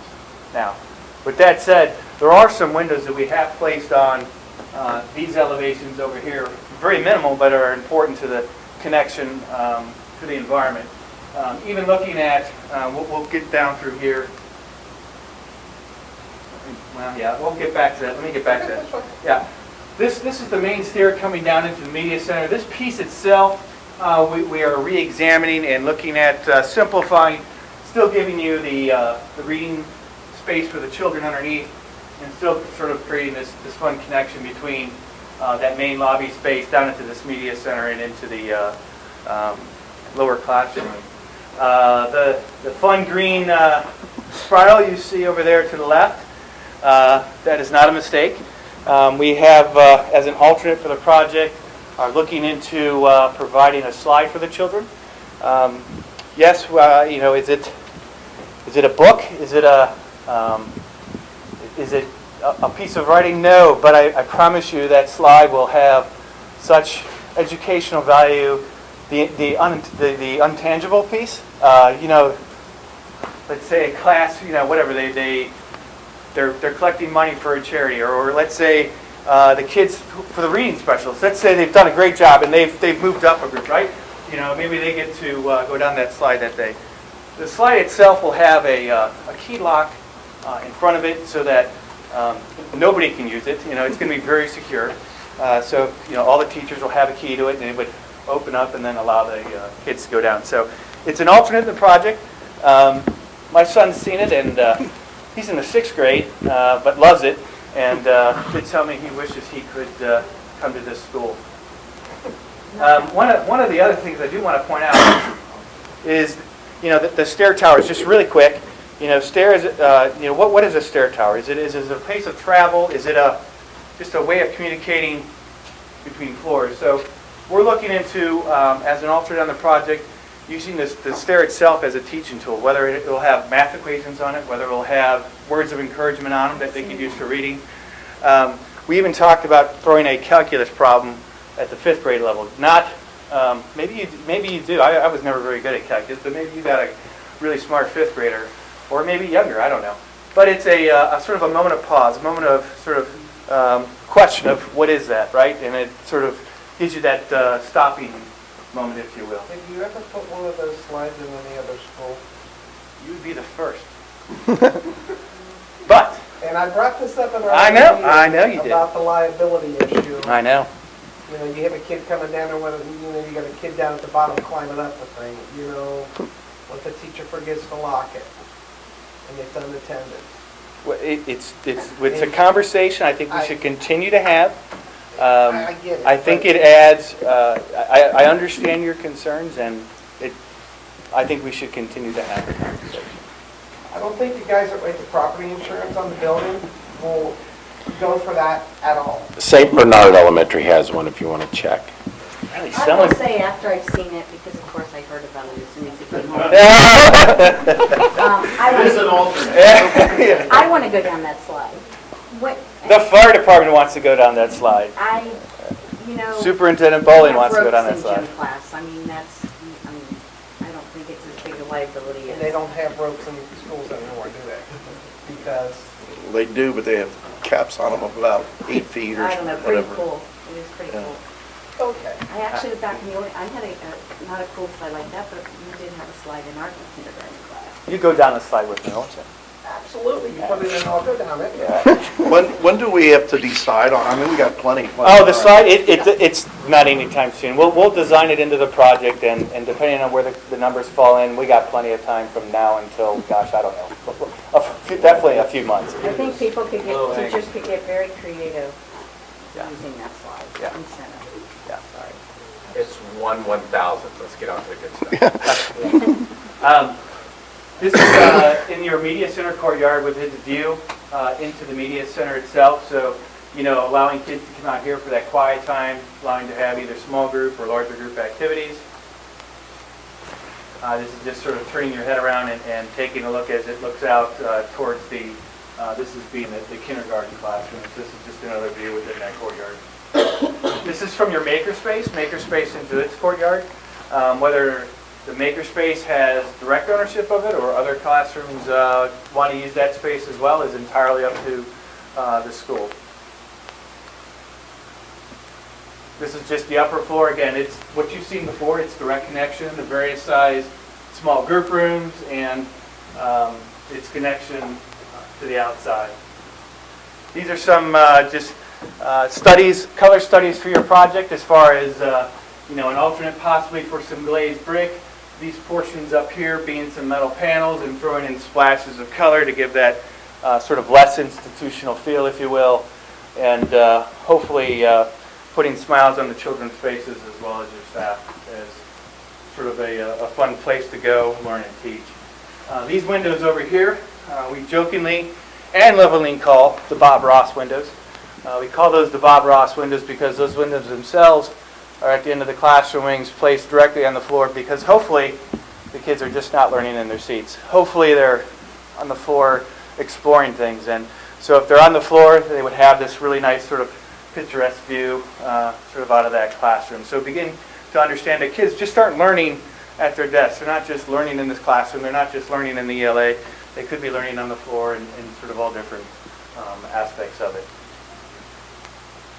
So where does that bring us? At the end of the day, in schematic design, we're at the end of that stage. We presented the schematic design a month or so ago, and we're already moving into design development. So what we do then is we prepare an estimate of where the 21st century learning vision is. We went to the visioning session in May, We sat down with administration, the team, the administration, the teachers, the staff, and really it's pushing the level for education in the future and with the building that you're looking, that the district wants and administration has asked us to design and price up. So at the end of the day, right now, we were at our budget back in August. So what did that include? That included the gyms, it included the turn lanes, the street improvements. Chilled beams that were added in with from our August FAC advisory committee team that we presented.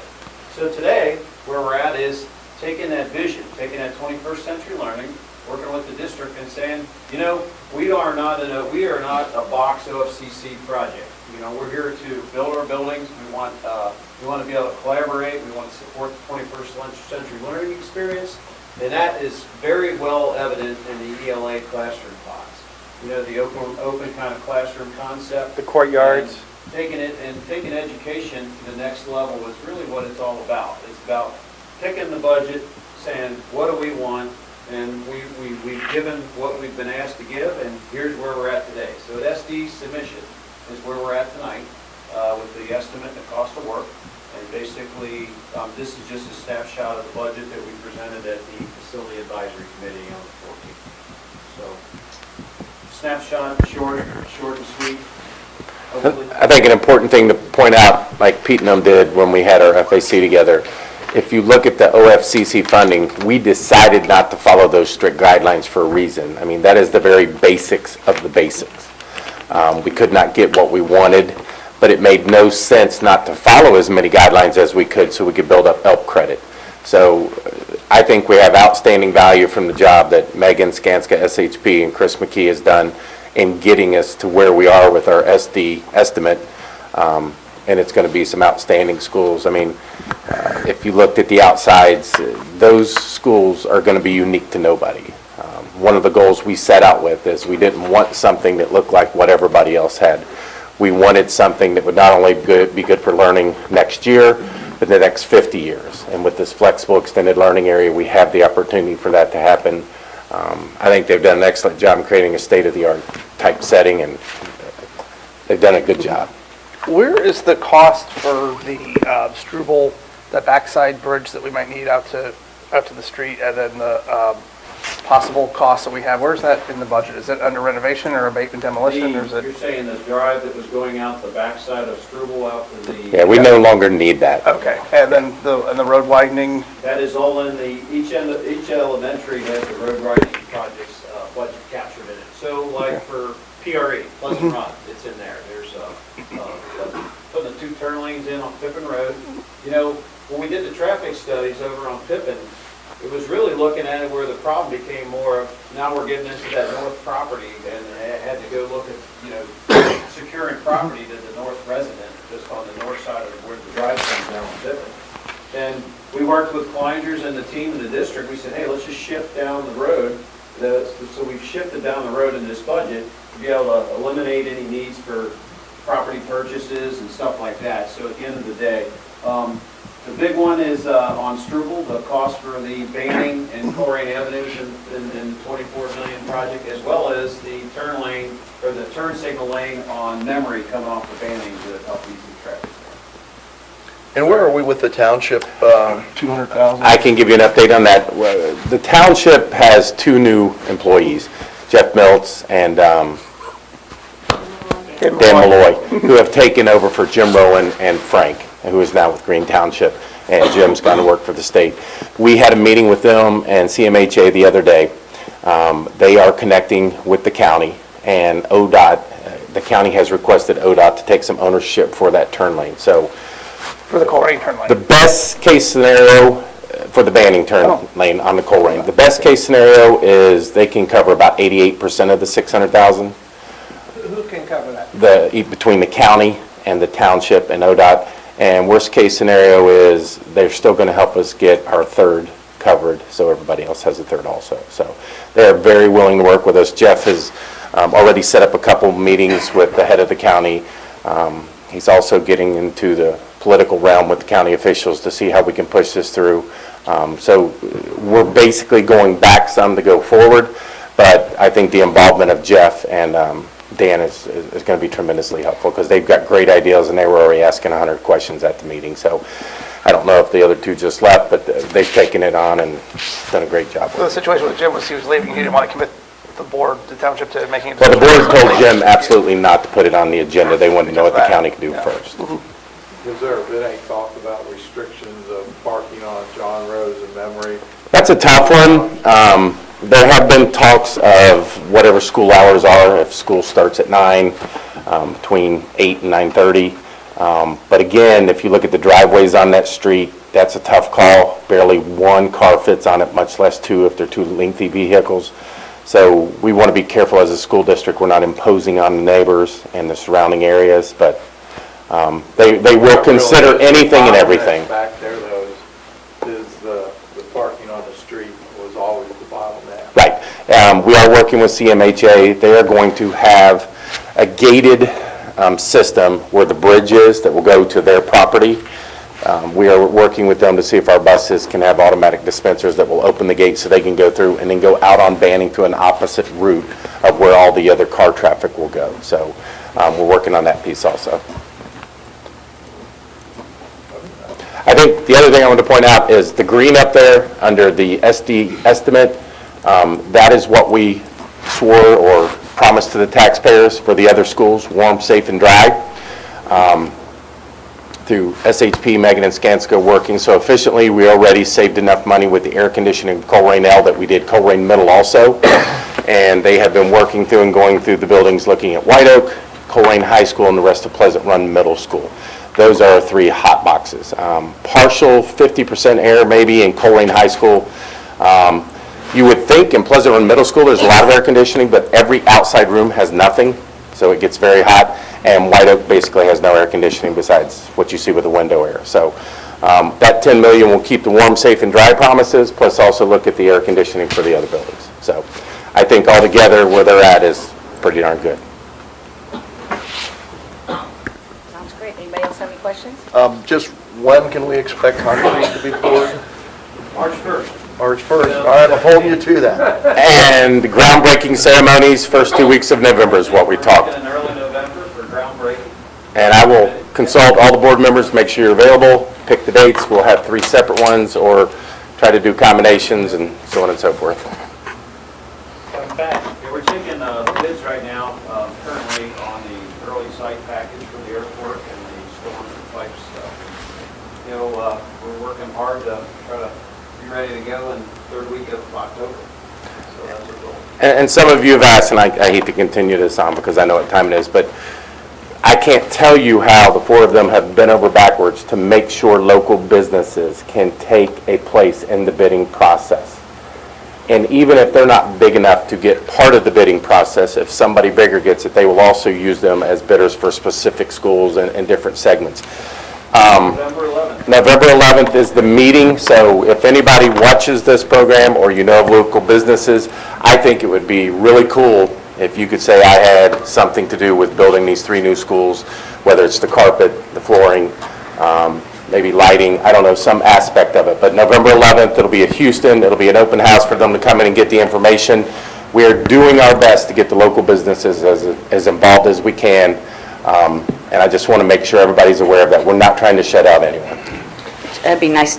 Jenny always watches, I think, the video, but it would be nice to make sure she can get that out in the paper. And I don't think we should ever apologize if the meeting goes late. This is just like when the kids perform or whatever. I mean, we've been waiting many, many years to do this. So if we have to sit here till 11 o'clock at night and see all the cool stuff, we're fine. Let's go back to that slide. I can talk forever about you. I can't wait to come back and hear the school reports a year after you've been in the building. Oh, very exciting. Thank you. Thank you very much. So to continue with this, the summary is a resolution approving a program of requirements and schematic design phase submission and authorizing the approval to move forward with the design development for our new elementary school projects.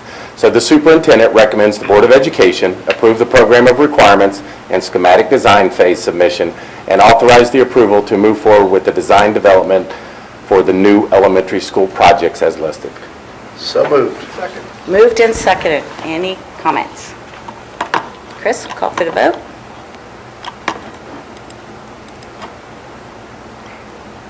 Motion passes 5-0. The next item is a certificated licensed personnel item. Superintendent recommends the Board of Education approve the certificated licensed personnel items as listed. So moved. Second? Moved and seconded. Questions or comments? Chris?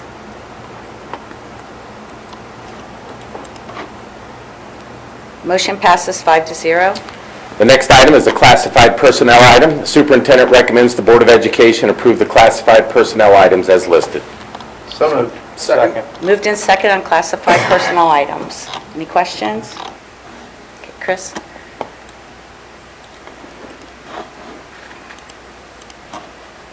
Motion passes 5-0. The next item is a miscellaneous item, is the Neola Board Policy Manual adoption. You have had access it through boarddocs.com, just so the public knows. We have made it publicly accessible from what is listed on the board document and posted online so people can see it. The board has been privy to it and been able to look at anything they would like.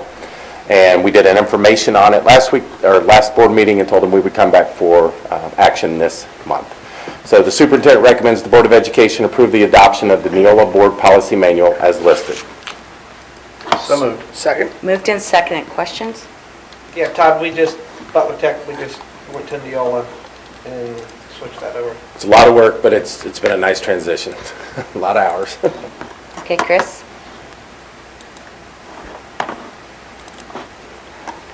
Motion passes 5-0.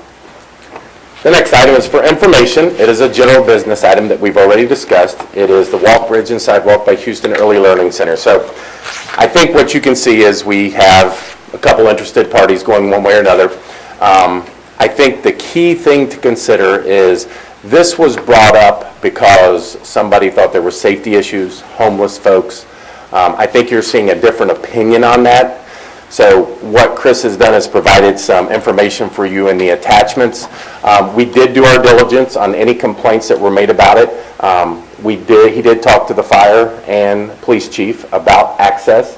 They told us they could get to a house on either side of the bridge just as quick going through routes that are already there, that the bridge was not important. I guess that differs from the story, and I'm not doubting her. I'm sure she got them there as fast as she could, but I'm just telling you we did do our research.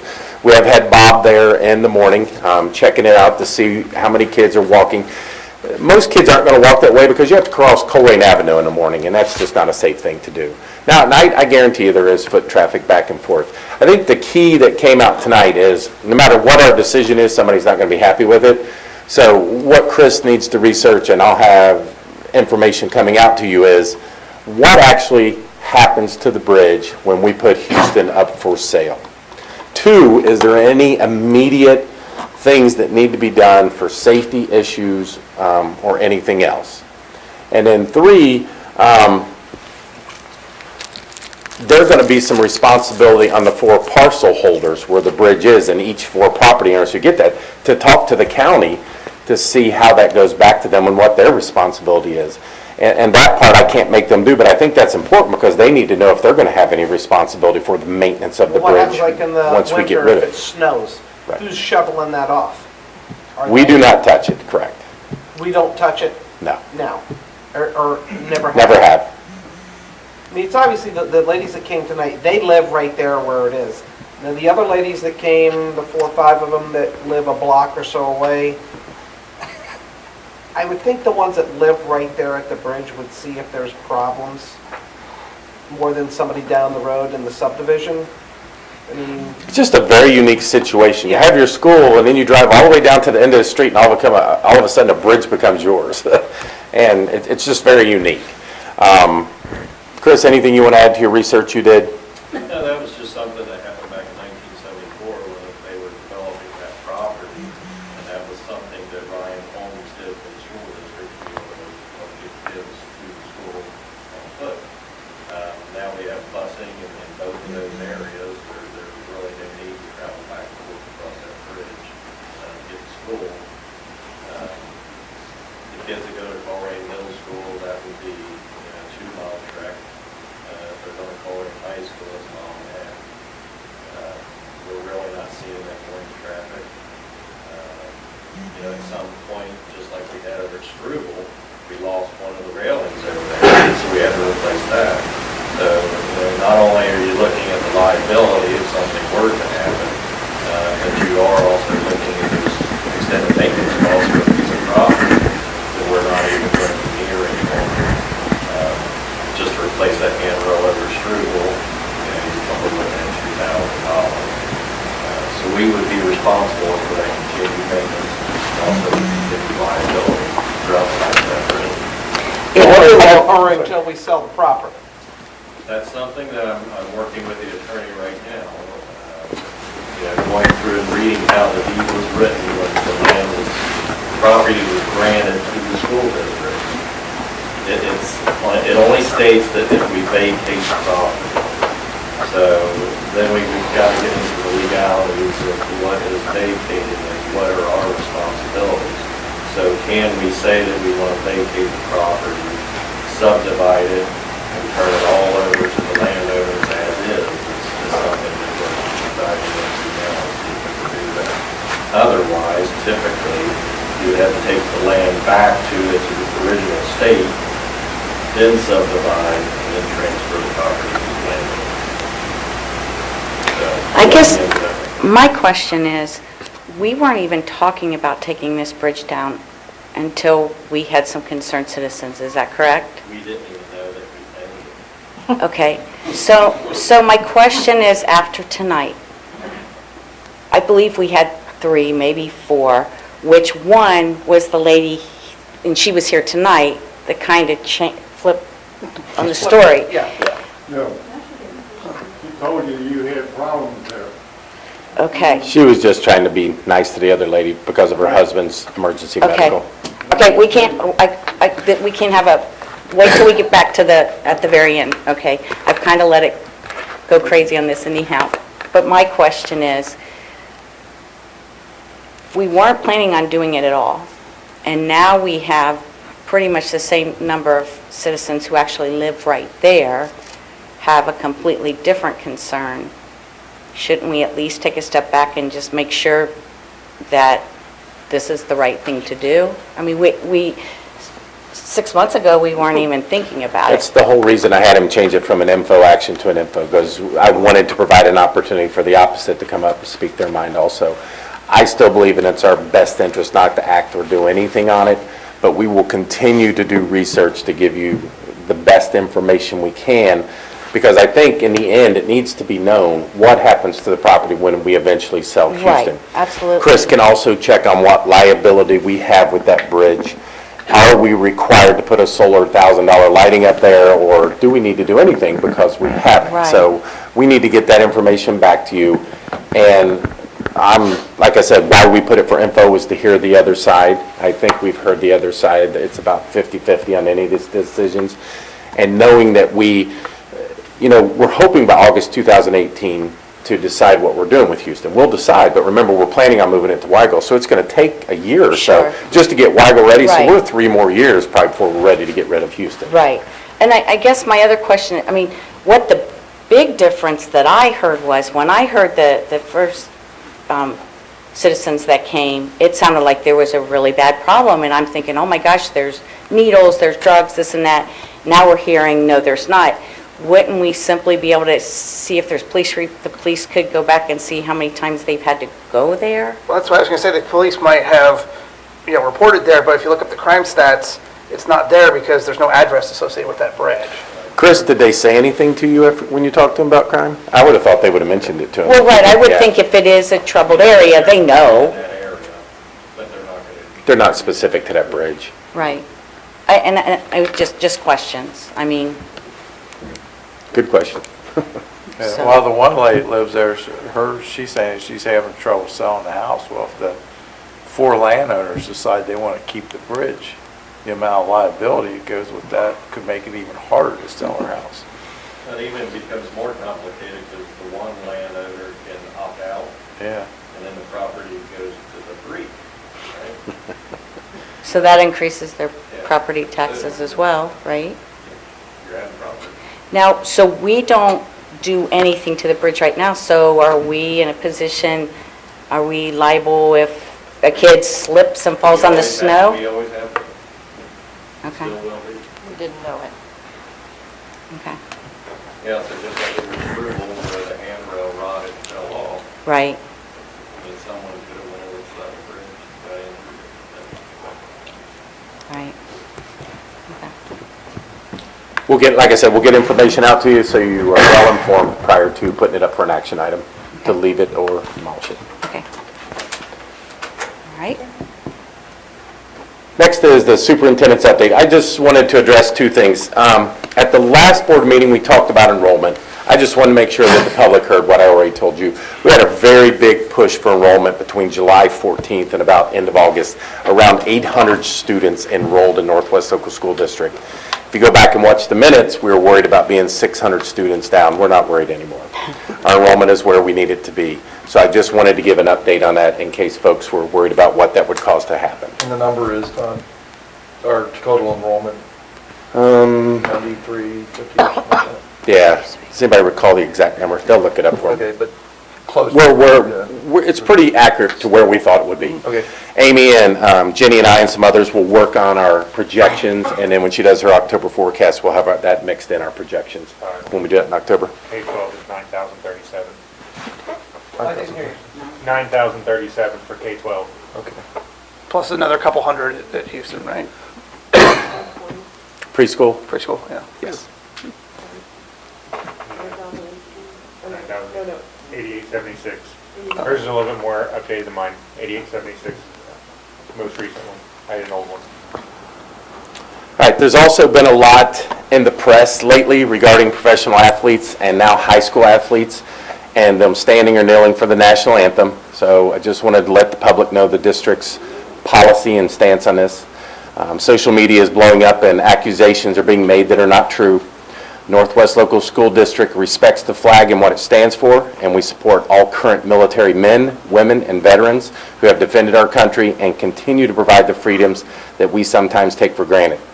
Our district policy is very clear on our expectations. Our policy does not require students to stand for the Pledge of Allegiance and does not require our students to stand for the national anthem.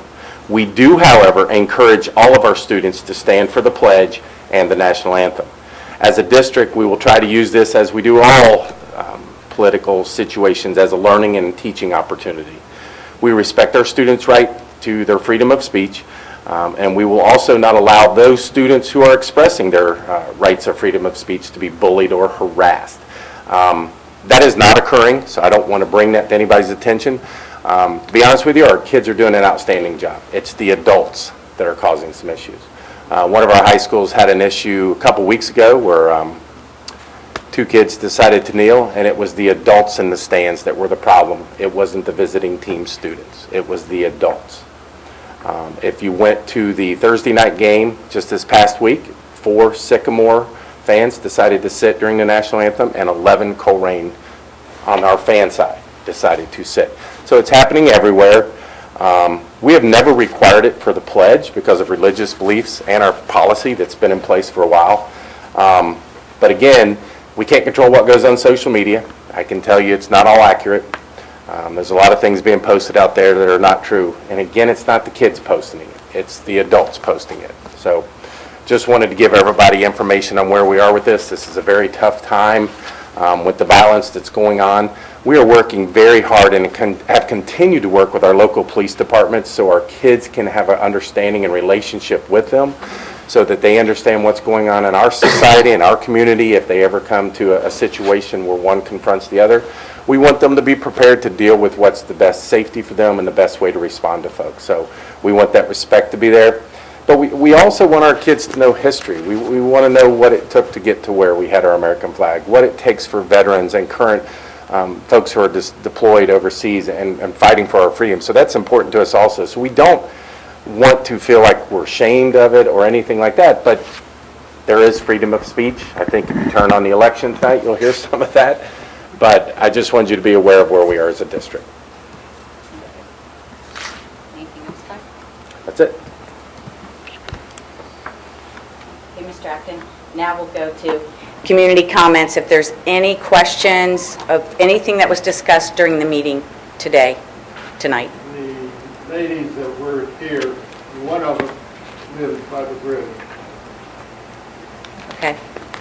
far as I know. I've met with a little community there twice. I went with the representative from township, instructed them on how to handle the problem. The other two ladies I've never met, I've never seen. They're nowhere Linda's side. One lady, she lives here. She'll never be able to sell her house because you walk out her back door and her back stoop sidewalk is going down on the trip. The gentleman that lives on the other side, he has personally showed me a cigar box that he picked up and he has syringes in it. You know, across the bridge, those houses across the bridge have been broken in numerous times. The white lady that was here, and I forget her name, she was appointed kind of the liaison, director, the leader of the whole thing. They are having problems there. I think if you check with the police chief, there's no address there, that's why you can't report them. They've had calls. I know the last problem they had, the two guys from Mount Healthy, Solar Fire Mount Healthy, that's where they tried to go across the bridge. I think that's what one of They got the, out and they ran. They got caught on the other side. Now, I feel sorry for them, but I've got to say that, you know, more problems than it is good. Thank you. okay, thank you. Anyone else? Okay, we'll move on to board members' comments. Chris? Just looking forward to the homecomings. I guess Northwest is the 7th and Colerain's the 14th. We got on the message board graphically, the thing is running right now.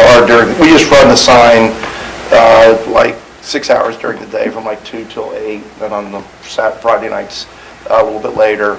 And the thing costs, if you ran it 24 hours a day, it just costs $1 a day to run it. So we got some advertisers that have come through, and it's going to be an exciting fall here with football.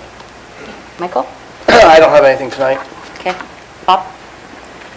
It was good to see Trey and his group here tonight. Sounds like they're focusing on what their issues are at school, so it's good to see that they're looking forward to a lot of progress this year. Jim? No comments. And I just want to thank everybody. I know we're a little bit later than normal, but I think it was a great meeting. Always exciting when we get to see schematic designs and talk about these new buildings, and can't wait to see we can put that shovel in the dirt. So looking forward to that. With that, I will take a motion to adjourn. So moved. Second. Moved and second. Chris?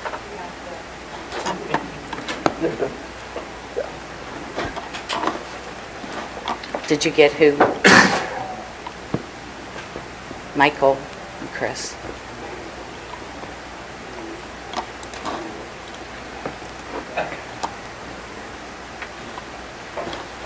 Motion passes 5-0. Meeting adjourned. Thank you. Thank you. Excuse me.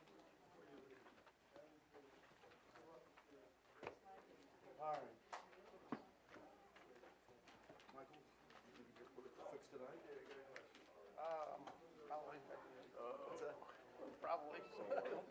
Sore. Yeah, I ran this week.